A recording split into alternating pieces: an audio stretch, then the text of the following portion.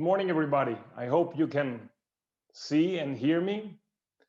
I would like to welcome you to Math Connect's Wholesale this morning.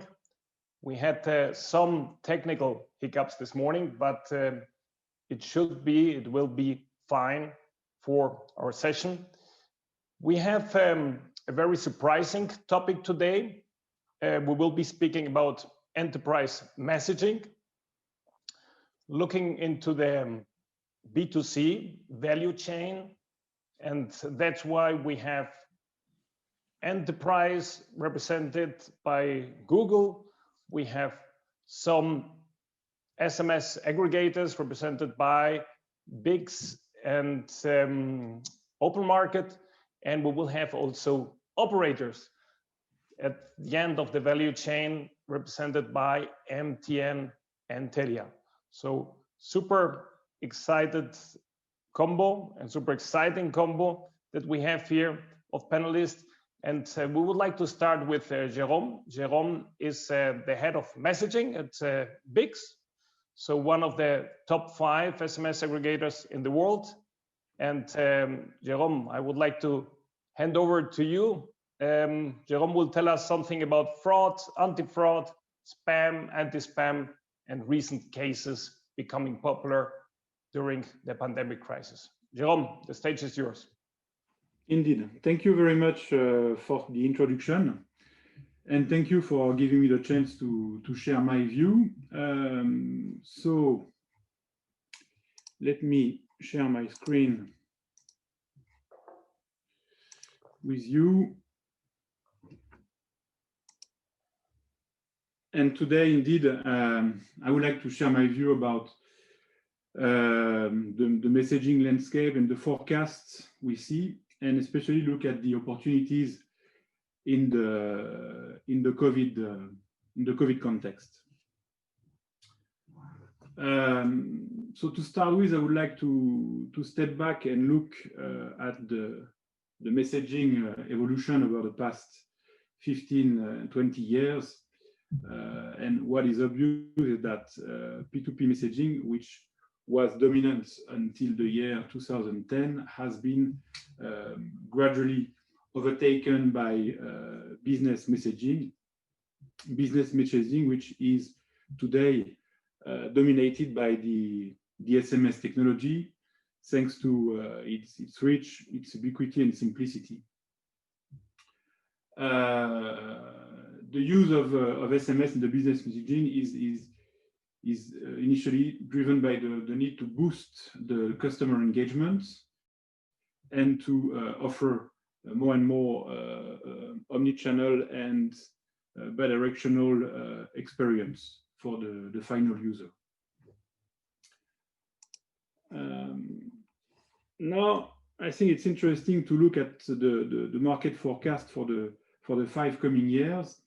And here we can highlight a few key trends.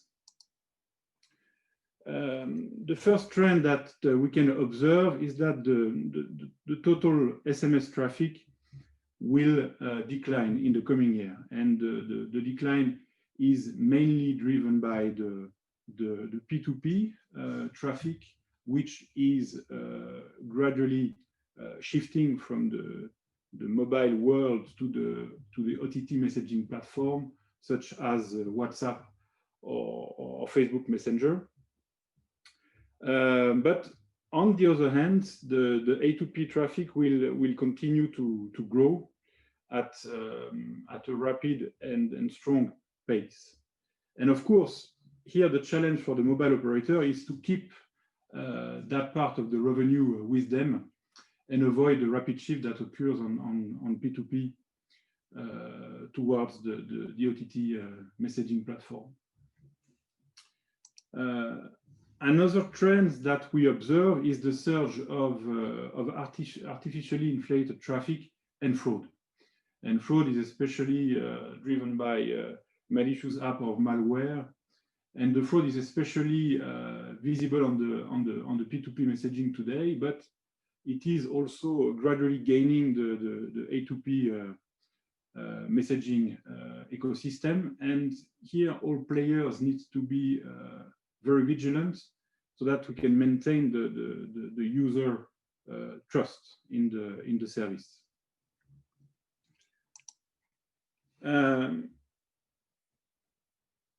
Alors, OTT messaging platforms are still very fragmented. And for that reason, SMS technology will keep dominating messaging in the coming years. Given that context, the role of the global CPaaS enabler is decisive to help businesses and enterprise to accelerate their digital transformation and offer the right reach. And the final trend I would like to share is about the A2P monetization and still the fantastic business growth opportunities represent for mobile operators. We expect in the coming year that the A2P gray route will continue to decrease thanks to the implementation and the adoption of SMS firewall. I would say even smart SMS firewall, which are powered by artificial intelligence and machine learning. So these are the key trends of for the 5 coming years.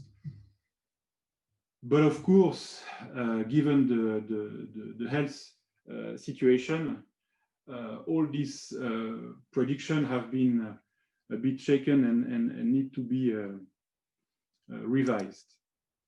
So I like to share with you this picture. This is a design that has been proposed by the county in Florida so that people can visualize what is the proper social distance. And we cannot ignore that the social distancing had an impact on the way we communicate and had an impact on the messaging trends.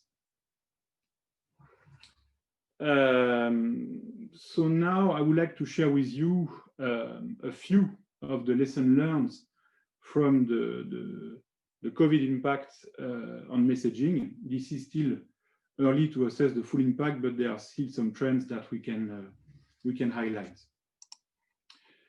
Alors, the first trend is that during the lockdown, we observe, so from March until mid-May, let's say, we observe a drop in the total A2P traffic, but it has recovered very fast the level previous the lockdown, and it even growing at a faster pace than what was the pre-lockdown 2020 projection. On the other hand, it seems that the COVID and the lockdown has accelerated the P2P decline, which has not recovered the level previous to the lockdown. Now, the COVID-19 has forced enterprise to accelerate their digitalization strategy. Businesses also had to really evaluate their priorities and budgets. And during the lockdown, we observed that the marketing traffic has decreased, while enterprise uses more SMS to engage with their customer about the way they will operate during the COVID period. And for that reason, what we observed during the lockdown and post-lockdown is that the SMS become the preferred go-to channel for the businesses, and will probably remain in the coming months. Finally, looking at these trends, of course, there are sectors and domains which are more impacted by others. In general, we observe that the authentication activities have seen a big growth that has been driven by the home working habits, an increasing use of the social media, and also for healthcare services. For instance, there are many COVID apps that have been launched in various countries, which have been driven the authentication usage. On the other hand, marketing traffic has decreased during the period, and of course, not surprisingly, travel and hospitality and leisure have been suffering from a sharp drop. But looking at these trends, the conclusion is actually that COVID acts as a catalyst for the main messaging trends, which make the previous analysis still relevant.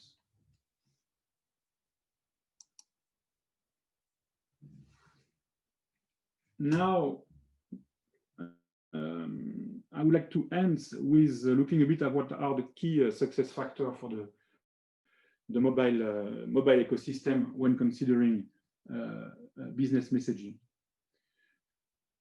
First, looking at businesses, the reach and quality is key. Messaging is used to deliver, as we have seen, critical messages, and therefore businesses need to rely on a global CPaaS player that can ensure a global reach, a global and a direct reach for optimized quality. Of course, they need to use a cost-effective solution. And in that regard, management of fraud is key, because that can seriously harm the cost of the operation. More and more, market is going towards offer based on the content and offering special wholesale offer for marketing campaign, and that is also something to be looked at to maintain a cost-effective operation. Finally, there is the need, of course, is to ensure the maximal customer experience. So something that has been observed during the lockdown is that enterprise use more and more two-way conversational stream to engage with their customer, to relieve the use of hotlines and of course store visits. And this is a trend that needs to be enforced in the coming years. Delivering the proper sender ID is also key to make sure that the user trusts the message that they receive.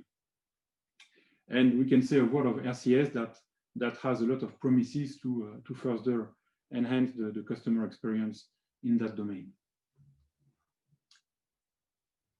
On the other side of the ecosystem, for the mobile operators, A2P is still a great revenue growth opportunity. I think we will discuss that part more in details in our panel. But in order to achieve their targets, operators need to rely, of course, on state-of-the-art SMS firewall using machine learning and AI, but also making sure that they optimize the business and rely on expert team in the traffic monetization. Mobile operators are also concerned about the risk reduction. In that sense, a strict sender ID management is key. First, to stick to the regulation that can be diverse depending on the region, but also to protect their subscriber from unwilling spam. And as well here, the fraud control needs to be very well done to comply with the regulation and the subscriber expectations. And of course, mobile operators, they are always aiming at operational excellence and rely on a partner that can provide a fast problem resolution and who they can count on for qualitative and reliable service. So here are the thoughts I wanted to share with you and our vision for the future of messaging. And now, of course, I'm looking forward to, if we have time, of course, to hear your questions. So thank you very much, Jerome. Yeah, we have heard some negative, positive aspects. The general trend seems to be a positive one. Jerome considers COVID-19 as a catalyst for the messaging traffic and revenues. So overall, quite a positive outlook. Any questions for Jerome at this point?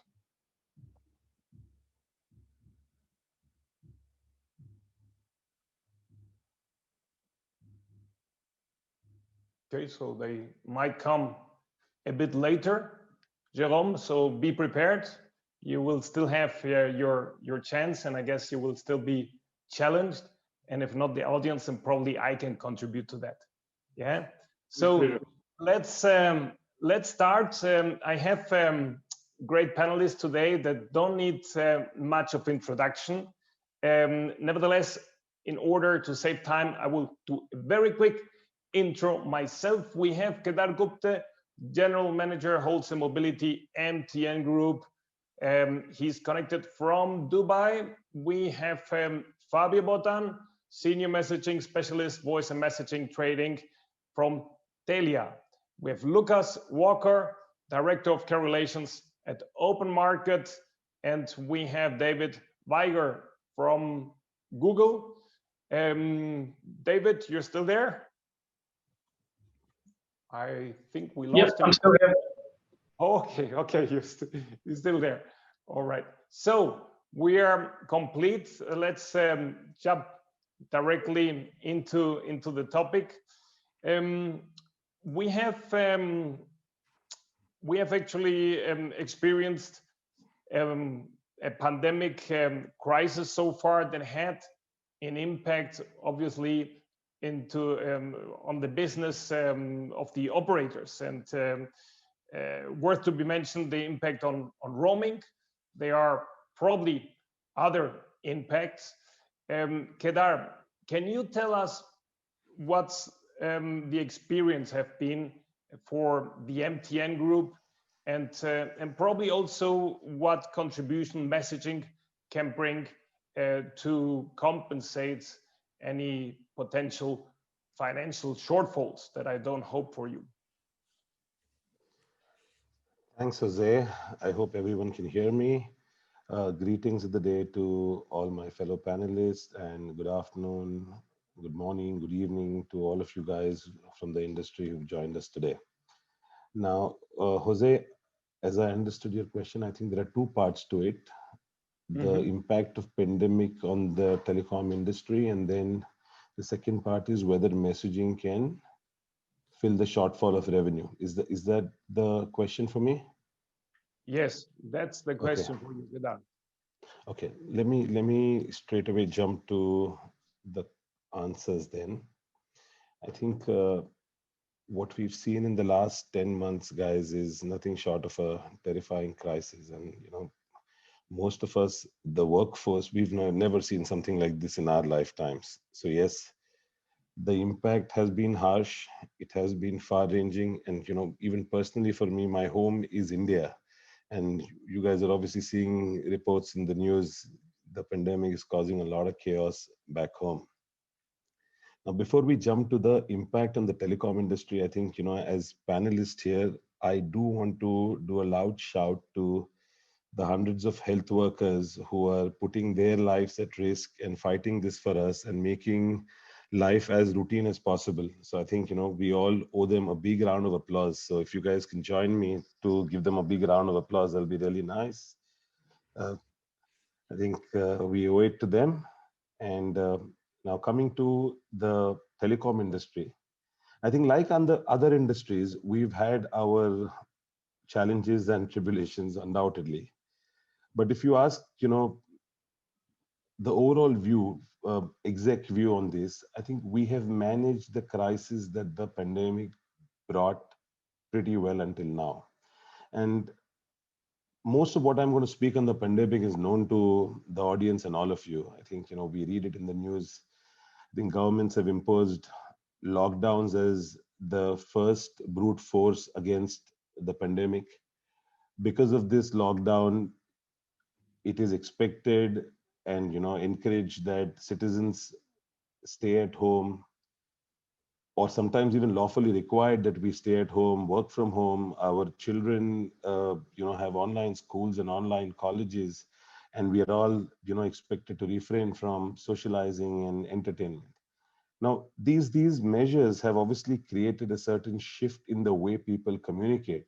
Whether it is from movement from office to home environments, or traffic actually spreading across the day and not limited to off peak or peak, where you knew that a certain kind of traffic would hit you during off peak hours and a certain kind would hit you at peak hours, and networks were engineered for that kind of a traffic pattern.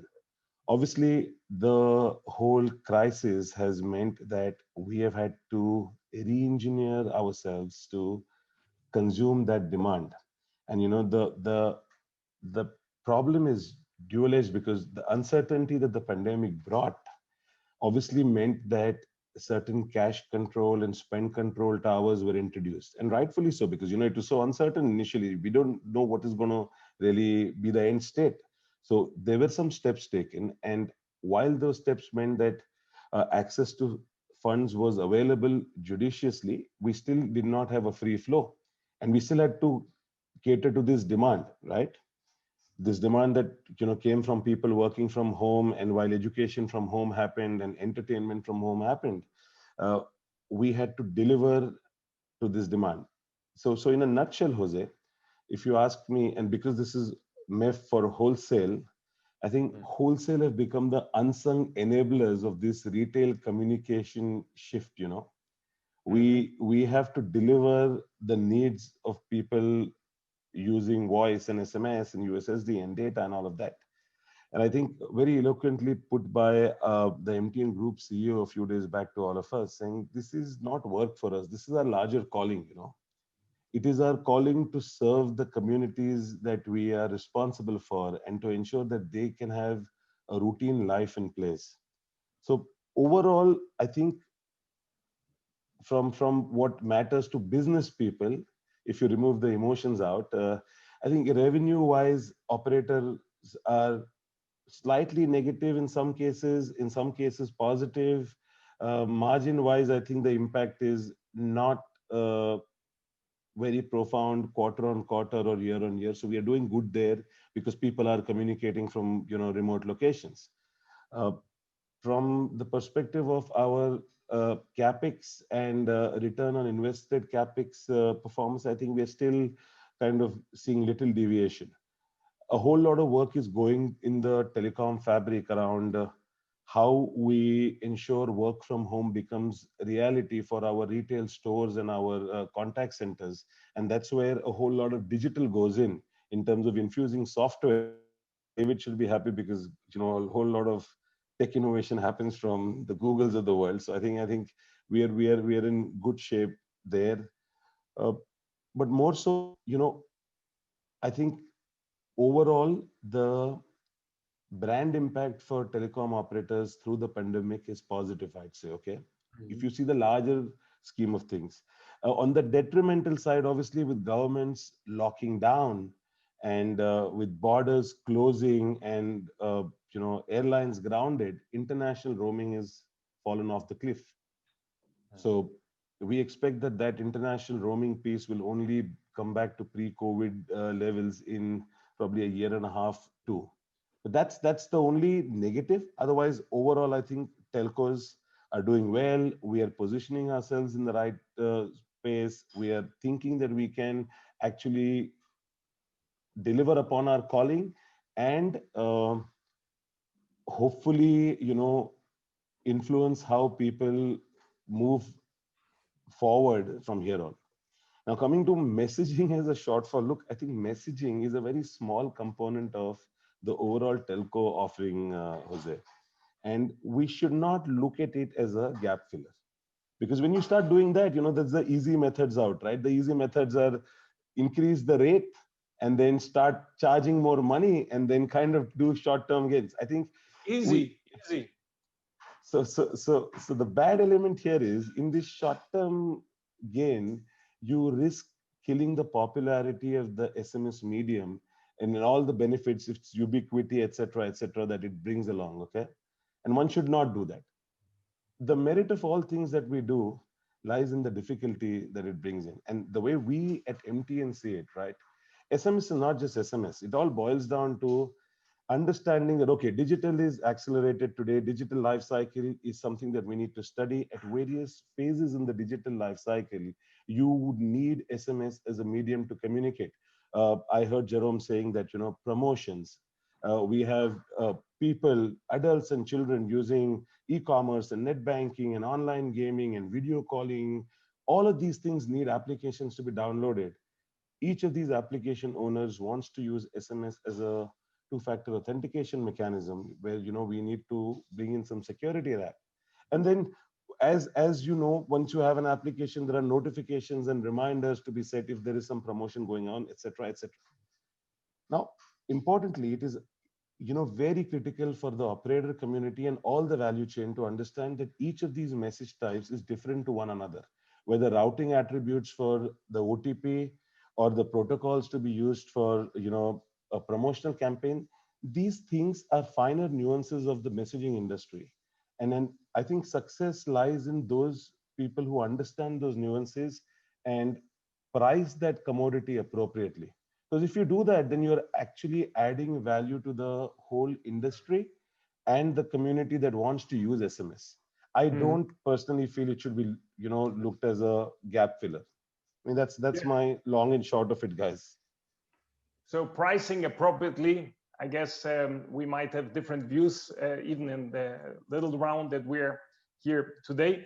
Nevertheless, Kedar, thank you very much. I have to say that your speech was slightly surprising to me, because I expected you to say, yeah, roaming off the cliff, but we have your messaging, as the lifesaver.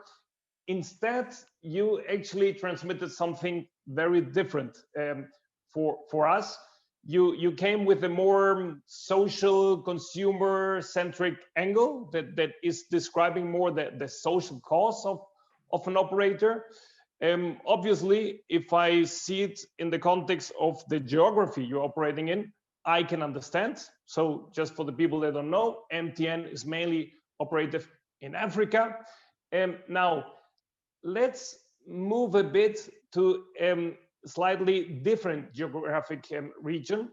Telia in European Nordics. Hello, Mr. Fabio Bottan. You can hear me, and we yes, I can hear you. Hear you too. So, what's your view on what the operators should do these days in order to optimize the overall performance of messaging and also overall financial performance? Kedar said increasing rates, would be too simple and is not the right thing to do. Probably it's easy for him to say that because he already increased the rates. Yeah. So, and probably, Fabio, you still have a job ahead of you. Tell us your view. Let's see if it's the same or if it's different. Well, there are some bits that I agree with Kedar. I believe SMS is not, I would say, the lifesaver for all the mobile operators, but it is an important component. I think it's very important that mobile operators take it very seriously, because if you do it in the right way and apply, of course, all the correct policies around the service and give what market what market want about this the messaging business, I believe it can bring a lot of benefits for the mobile operators, but also to the enterprise market, to the wholesale market, and of course benefits for the subscribers. So pricing is difficult to discuss if you promote pricing only without promote the right quality and security and everything that is actually touching messaging, that will not work. What we do need is actually to put in place a system that will cover what the subscriber needs, but also what the enterprise and the content generators they need as well. So we do see messaging as a very important component of that. Again, I don't think messaging will be able to cover and compensate on the impact that COVID brought on the rest of the wholesale services like roaming and voice, but it can indeed help. It can help. Yeah, but Fabio, can you tell us a bit more how it can help? So what will be your main objective, you know, in the next months in order to make it help?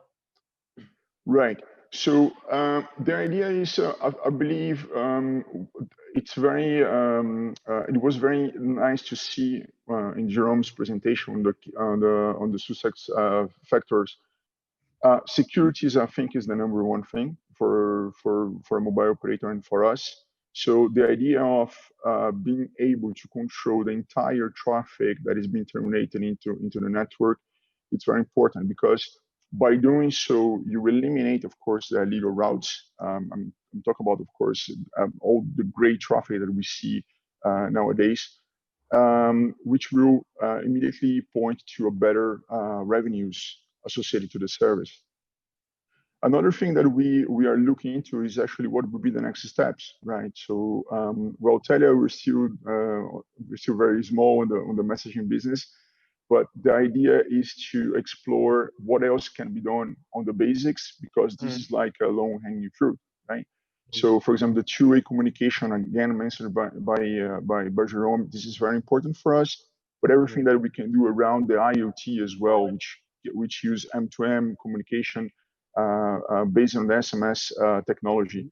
So these two things are quite important for us. I would say three. Sorry, the security, the two-way communication, and of course all the IoT that can leverage on the SMS technology. I believe these are the three main things that we are exploring at the moment. So that sounds like you need to work on productization, and to me it sounds a bit like the typical products and services that aggregators are offering to the market. You know, so could be that operators are somehow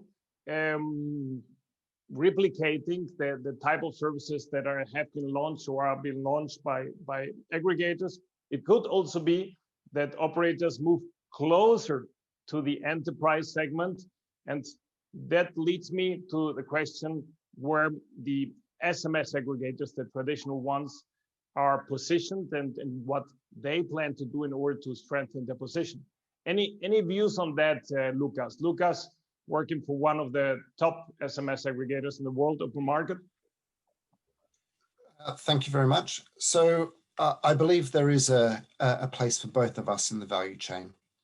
The mobile operators, they do protect the end user, and they at the same time they make sure that us, the aggregators, are keeping the traffic clean.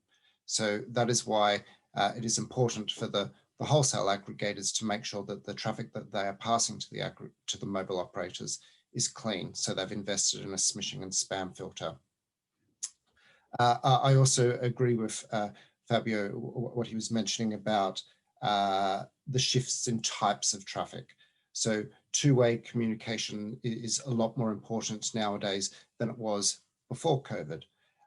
Also, the security, knowing that the end user is receiving something that is a genuine message, is again quite important. So the operators do have an important part, but they don't have the complete coverage for the country, or they might not have complete coverage for the region, where the aggregator will have that, and at the same time, they provide a level of security for the brand at the same time.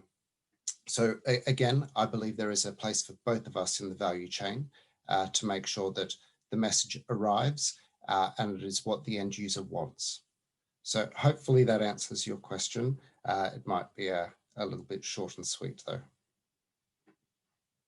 Yeah, that answers my question, but I think the most interesting will be to know Google's view on that. So with Google, we have one of the top 5 companies in the world by market value, and for sure one of the top generators of A2P SMS traffic.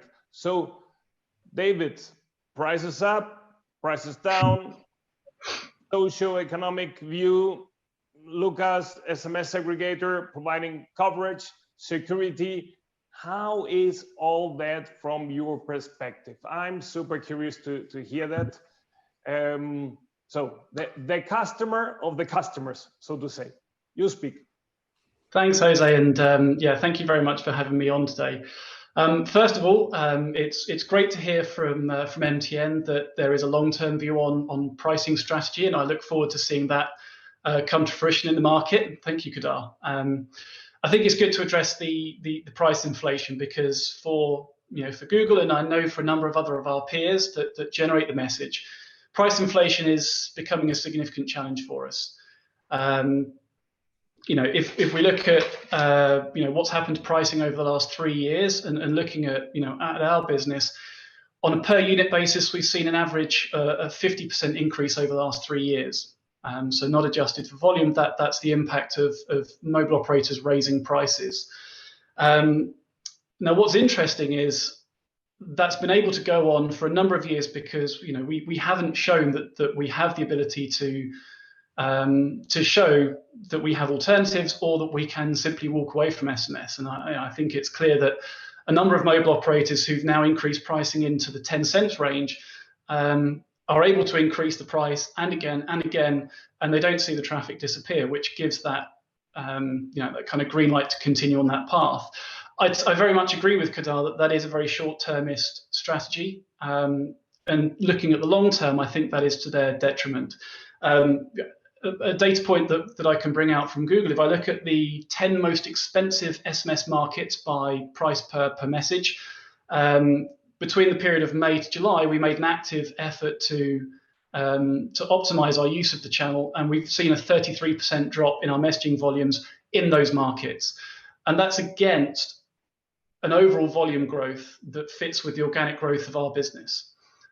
So we have made a concerted effort to reduce our reliance on SMS as a channel in those more expensive markets. And I think that's something that we are actively exploring as we move forward.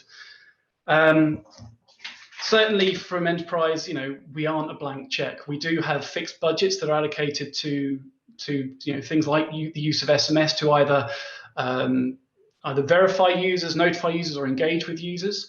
And I think that's a message that the market does need to hear. I'm quite interested in the price evolution discussion as well. And I see that we've had a couple of questions on that. And I think that was alluded to in the presentation earlier.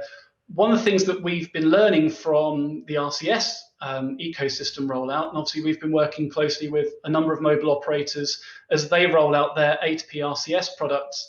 One of the things that we've been learning is that that SMS is not necessarily a fantastic channel for engagement today, certainly compared to new IP channels. And obviously SMS can't necessarily compete with the rich experience.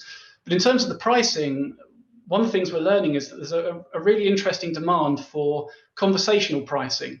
So as a business interacts with a user and exchanges a large number of messages, one of the challenges is that can become quite expensive. And we've seen a number of mobile operators start offering conversational pricing. So a fixed price for a 24-hour window to communicate with that user. And I think that's an interesting learning we can take from the new world into the SMS world. Certainly with IP channels, there is going to be a significant growth in engagement use cases. Something I know that Jerome had in his presentation.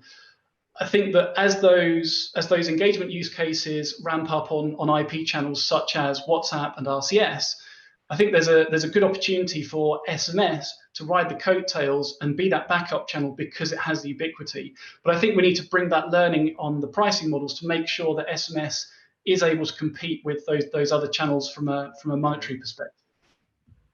So I think those are two insights that we can bring. There's a third one I did want to touch upon, and I appreciate we don't have unlimited time, but one of the comments I heard earlier around sender ID management and really controlling the message, and that's a point I want to disagree on. One of the biggest challenges that we have at Google with the use of messaging, and certainly at the scale we use it at, is is the complexity of the market. And that's in terms of both the complexity of the supply chain, complexity of the myriad of regulations that exist across the world, the myriad of mobile operator policies that exist across the world.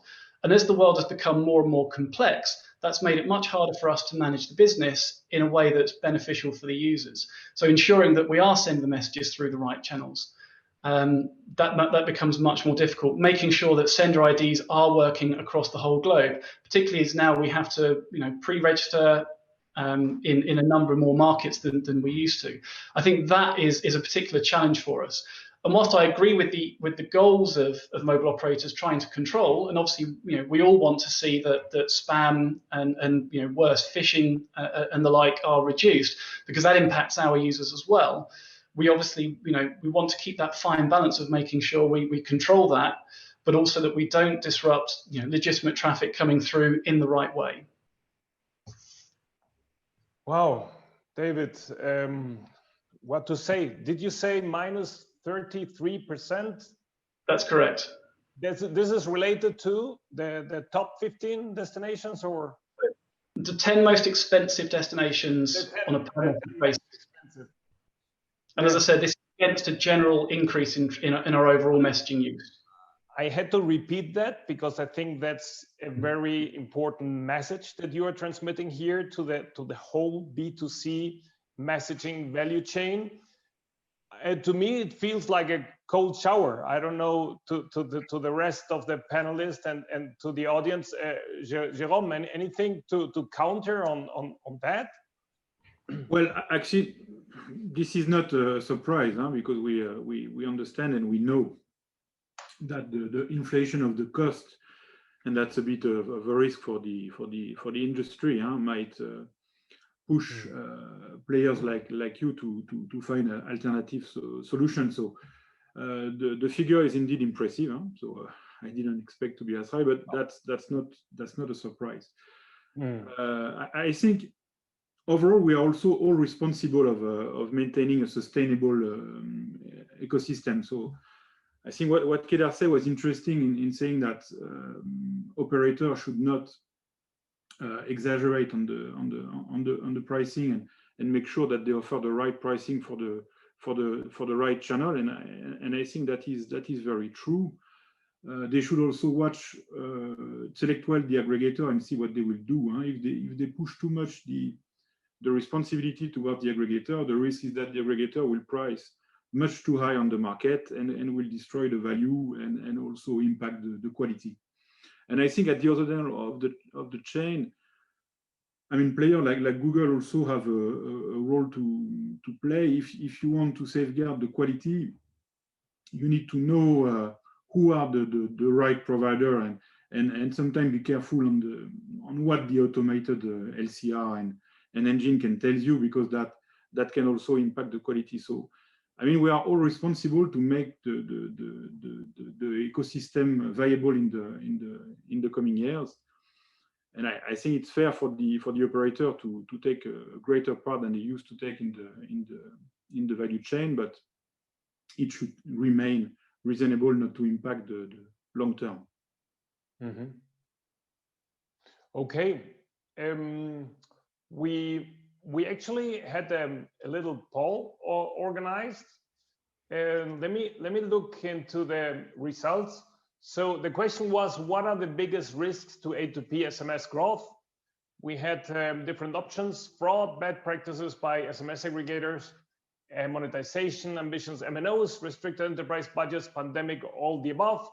And the winner is fraud. And the second winner, because very close, bad practices by SMS aggregators. We don't know anything about it.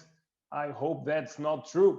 So we have a number of questions actually from the audience that is being very active. Sorry for not coming back to you earlier, but I had to give the chance to the panelists to speak. So we have a question here from Abigail. If we can clarify what content-based pricing includes. And she's mentioning that it's not pricing per recipient. David, you wanted to comment on that? I think I've made my point. I think perhaps someone else could chip in on what they consider to be the content-based pricing definition. Although I think it's a very interesting topic to look at. Okay, we have another question further down asking for conversational pricing, or pricing based on conversational aspects. Anything you can say to that, David, because you mentioned it?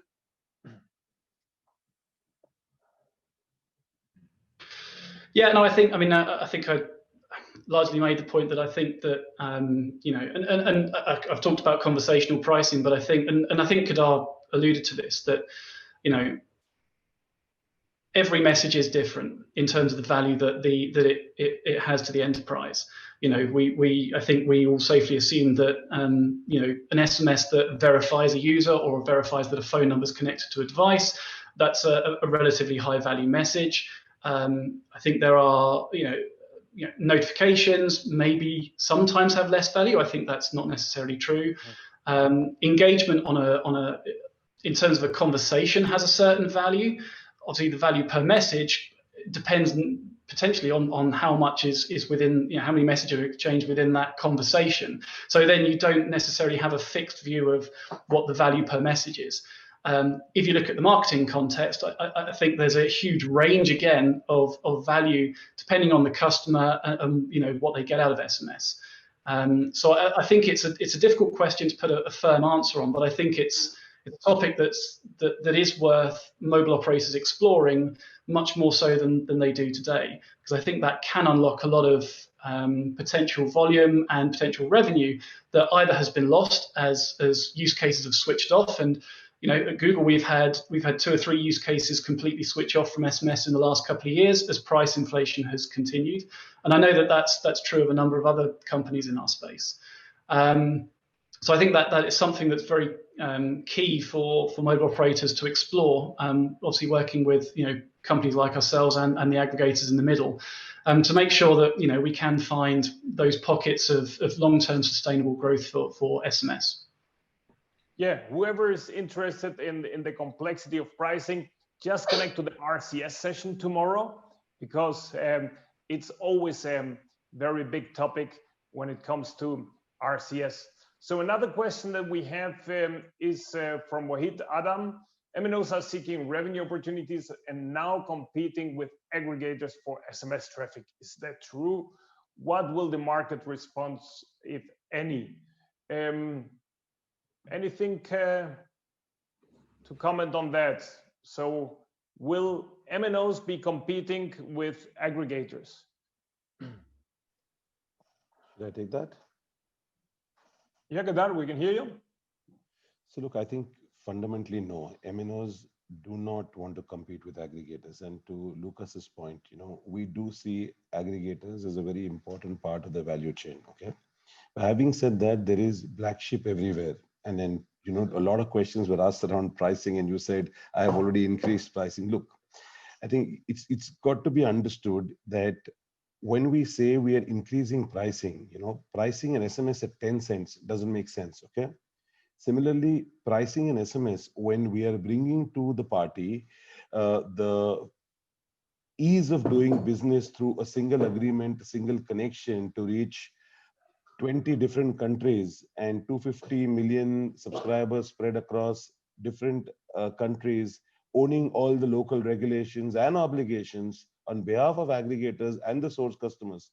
That's why there is a certain premium, because these require platforms to be put in, rules to be provisioned, conditions to be implemented, so that we deliver upon our basic obligation of ensuring the right communications reach our subscribers, okay? So there is a certain value add that everybody does. And, you know, if you go to bit-byte level details, to David, your point, if it's a security message, you know, we are putting it on SS7. This is the same pipe that takes a voice minute, okay? Now to take a standard voice minute, if you're going to consume, let's say, for example, 64 kbps time slot, 8 SMSs can go on that, right? Now for a marketing message, I don't need to use that pipe. I can use standard internet to bring that traffic in. So that's where I said, this needs to be engineered well. You know, this is not so much as just a marketing position. It is a marketing position taken through some serious engineering that goes in the back end. And if you look at, for example, MTN Group's pricing, yes, transactional messages are priced between 3 and 4 cents in most markets. And in a market where it is difficult, I'll tell you what the reasons are. Today you have a telecom tower, tomorrow you don't have a telecom tower because somebody has just ended up doing something nasty, and I have to go and reinstall that tower to deliver on our mission statement of offering digital benefits to everyone in the world. That's where you have to accommodate these finer nuances when you're pricing. But yes, I think anybody who's charging 7, 8, 9, 10 cents, I mean, you got to really look at it in terms of whether you want to use SMS going forward, or you want people to just directly call and give you the OTP, saying, look, dude, this is your OTP, right? I mean, that's how one works. Guys, has anyone positive view on the increasing prices, or are we just weird species on the planet? Yeah. Yeah, Jose, if I may say something. Again, increasing pricing it needs to come with some additional value to the service. If you increase pricing by increasing quality as well, that may also reflect in good things, even for big generators like Google, right? I think there are ways to do. If you check even the pool, the fraud is actually impacting bad. Maybe some aggregators, and we need to segregate. We need to separate that. We need to put aggregators versus aggregators. There are aggregators, of course, who brings a lot of value to the mobile operator and are very important partner to the operator. But there are some others that are actually trying. The main objective for them is actually trying to. I don't want to use the word destroy because it's a quite hard word, but it may destroy even the market. I mean, if we have, for example, a specific content generator using an aggregator, and of course quality is very bad, but associated to a good pricing, in the end, if you change this channel to a high quality channel but with a higher price, you may see the value. So of course there is a sweet spot on pricing. I mean, increasing pricing can be a good thing if you can promote better services. I think in any type of market or any type of service that you talk about, this could be a good thing. And also, I truly believe that different services can have different prices.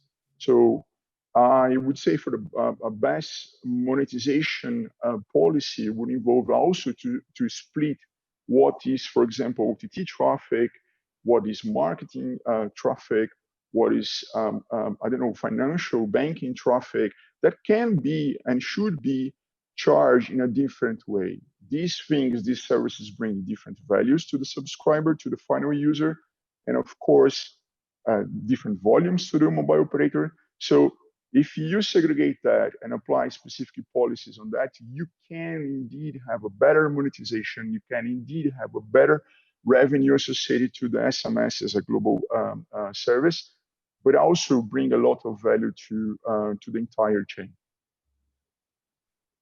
Okay, I have to thank you very much, Fabio. I have to smile sometimes because you on parallel we get some comments to what you are saying. And obviously many questions. So let me pick up one of the questions coming from Shailesh. Hello, Shailesh. Hope you're doing well.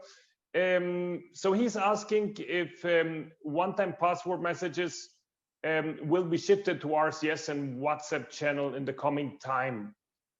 Any view on that?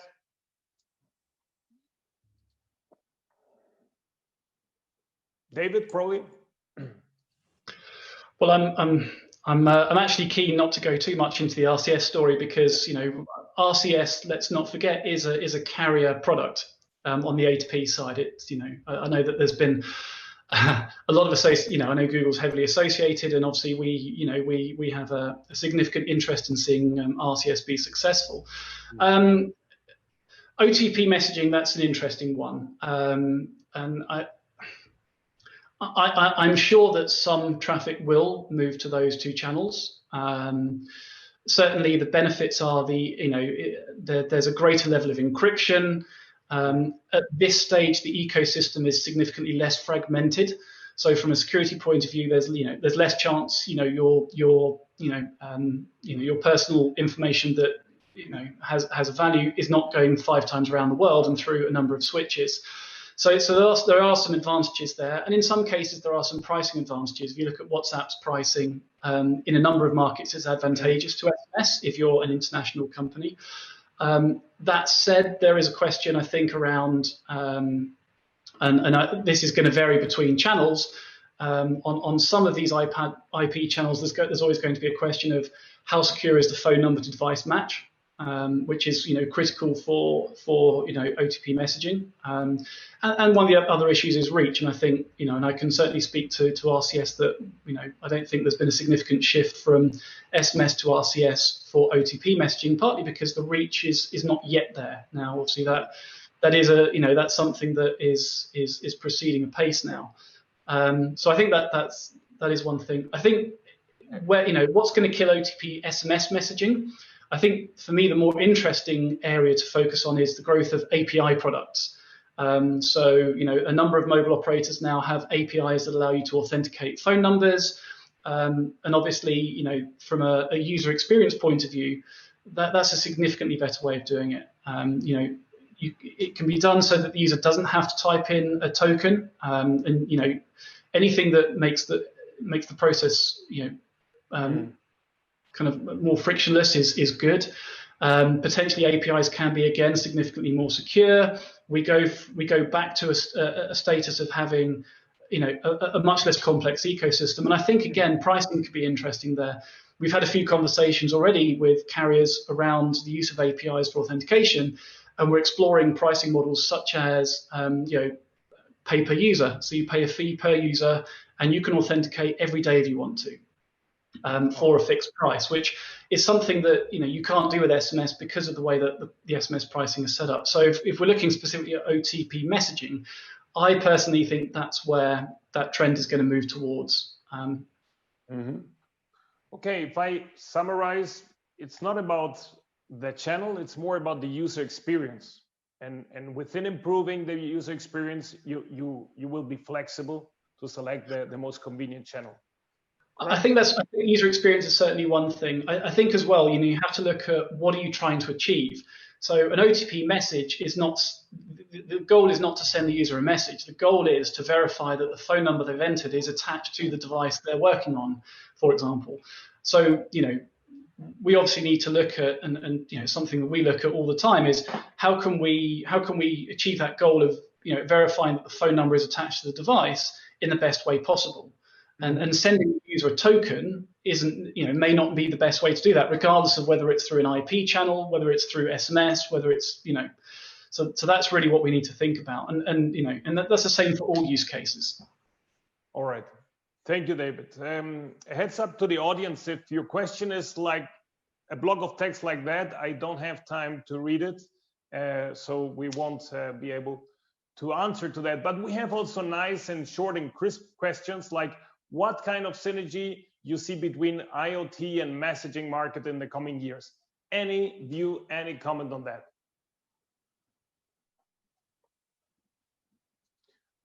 IoT and messaging market. So look, IoT, or for that matter, any machine talking to machine, okay, will use a form of communication, whether it is a signaling pulse or a voice input or SMS input. At the end of the day, messaging is a medium. And if a machine needs to talk to another machine, you could have an SMS being sent. Okay, so as we see a growth in the world of IoT, today it's a whole lot of healthcare and teletracking, etc. But as we see these evolve and become more popular, there could be messages that are sent through us by a central server to a fridge, saying, okay, now cut off because you're above or below a certain temperature, right? You could have that, you never know. I mean, the world is an immense, it's got lots of possibilities. So yes, there is synergy. Fridges could start spamming us, you mean? Kedar? Especially your fridge is always full. Done with what, right? All right. Another question. What do you think about operators that use sender registration to prevent fraud? This reminds me of what is happening currently in India. This question is coming from Beatriz. Hello, Beatriz. Any comment on that? So I believe it's a last case situation where the aggregators have been unable to control the content. So the aggregators, as I said, do have a responsibility to play in making sure the traffic is clean. And this to me is where the operator has said, no, enough is enough. That is. Mm-hmm. I think it also depends on the various country and region regulation. In some regions, the sender ID control and strict sender ID control is mandatory, and then operators have to stick to it. That is not a decision that is taken from their own initiative. But indeed, I agree with Lucas. It can be also the last way to prevent fraud if the aggregator doesn't manage, except in the region where the regulator is pushing for the sender ID introduction. Okay. I think there's a challenge, and I think the fragmentation makes this difficult to optimize. And as I said earlier, I think we certainly don't disagree with the goal of ensuring that messages that show on the user's handset from Google are actually coming from Google. We certainly that's a goal that we all strive towards. I think the challenge is in the fragmented ecosystem that we have, and the difficulty we've seen in certain markets is that we don't necessarily know which aggregators are connected to which operators. Certain operators, once a sender ID is registered, it's registered across all of their aggregator partners. In some cases, each aggregator has to go individually to register each brand sender ID, and that makes it challenging to if you consider the scale of the problem. We have 1,600 plus mobile networks, and someone like Google, who does spend a lot of money on this, having a multi-vendor strategy makes significant financial sense. That's quite a complex, sort of table of information that we need to be on top of, and it frankly is very difficult to do that. So I think the fragmentation makes that very difficult to actually achieve the goal. And I think what would help that, and something that we're quite keen to see more of, is transparency in the market. It would be great if I could understand for mobile operator X who is connected to that operator. That's something that I think really would help. It kind of used to exist in the voice market, but it's not something I've ever seen in the messaging market, and I've not really seen any effort to achieve that. And perhaps that's where organizations like Mobile Ecosystem Forum, and I know they've done some fantastic work in the UK around kind of preventing phishing through sender ID registration, and actually doing that in a slightly kind of end-to-end way, which I think is very commendable. And maybe it's up to other global organizations such as maybe the GSMA, probably not, but I think that's kind of an interesting area that I think would help ensure the value continues and make sure that user experience is optimized. Yeah, so actually, David, now that you're speaking, there is just the last question popping up. How large companies like Google, Apple are selecting their SMS providers, so to say, because it appears that a lot of traffic from these companies is terminated through SIM farms. So the question is if it would be wise to select routes with higher prices to have wide channels.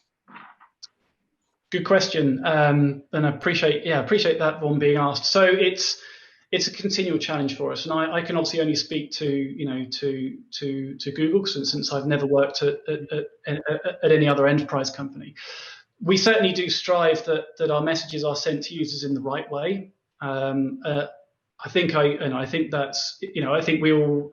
think it's a particular surprise that that's not always happening today. It is something that we have in the past struggled to get on top of from a technology point of view. Again, coming back to the my comment about the level of fragmentation and the significant scale of how many networks there are, the number of partners that we have to manage. It does make that very difficult with a frankly very small team. We've put a lot of effort in the past 6 months into improving the technology we use to ensure that the messages are going the right way. There's still a long way to go, I think, but it certainly is something we strive towards. I certainly don't have a problem that we should be paying the right price for the service, and that is something that we aim to do. I think the biggest challenge for us is being able to effectively police a very complex ecosystem, especially as it becomes more complex and more challenging to work with. All right, thank you, David. Another question, anonymous. Any synergies between A2P SMS, I assume, and telecom, financial tech services such as top-ups? Any synergies? I would guess yes. Any views on that, dear panelists? Yeah, probably no comment on this one. So I think these are two fundamentally different worlds. The fintech business is a different world that talks about top-ups and remittances, and that is very closely monitored by local regulations in each country, much more than SMSs, okay? Because these are real monies involved here. So the fintech top-ups is a different element. You could use SMS as a medium again to communicate that, okay, there is a top-up that has happened, right? So you could integrate SMS as a mechanism on one of the remittances or top-up platforms, but I don't think there is fundamentally, any affinity between fintech business and SMS. All right, thank you, Kedar. Another question goes directly to Google. What is the process to connect with Google as a messaging partner? Sorry for my smile. So I'll give a fairly generic answer that we do have a multi-vendor strategy. We obviously take each case on a case-by-case basis. We have to look at the business value. We also have to look at the resourcing requirements needed to do that, and also in conjunction with the ecosystem. So hard to give a more specific answer than that, but I think it's the same as any enterprise that has a multi-vendor strategy. We look at the value that incremental connection would bring, and make a decision from there. Okay, thank you, David. So an update on the poll. So we still consider fraud as the main risk for the growth of A2P SMS, closely followed by bad practices by SMS aggregators with 62% of votes. Interesting. So I think we are really hitting the end of the wonderful conversation and very exciting, interesting conversation, and also inputs that we received here from the different industry players. If I may summarize, we have seen operators that surprise us positively, I would say, with the social aspects of securing services, mainly in Africa in the case of MTN. So operators that don't want to increase prices by all means. We have others like Fabio and Telia that are very busy working on the productization of services that are offered by many players in the SMS aggregation factor. So let's see how it will end up. Will the operators like Telia be able to bypass aggregators, or will they still depend on them to have their coverage needs actually met? We have on the other side enterprises David, I think, gave us a very clear heads up. I think it's a heads up to the whole industry. The industry needs to improve the service package, or probably we will suffer a painful revenue downturn. I hope that's not the case. I hope we still have a chance to steer the wheel in the right direction and to have a healthy growth also for the next years that is paying all our bills. You know, I think we can all be very happy. This is my personal view of working in the industry we're working in today. We are less affected in general than many other industries. I think we relearned to appreciate where we work in it. And other than that, I would like to thank the very active audience. Sorry for not answering all the questions. Thank the panelists for your time, for your interest, for the energy you put into the whole thing, for the preparations. And I would wish you all to stay safe, healthy, and hope to see and hear you again. Thank you so much, everyone. Thanks, everybody. Thank you. Thank you.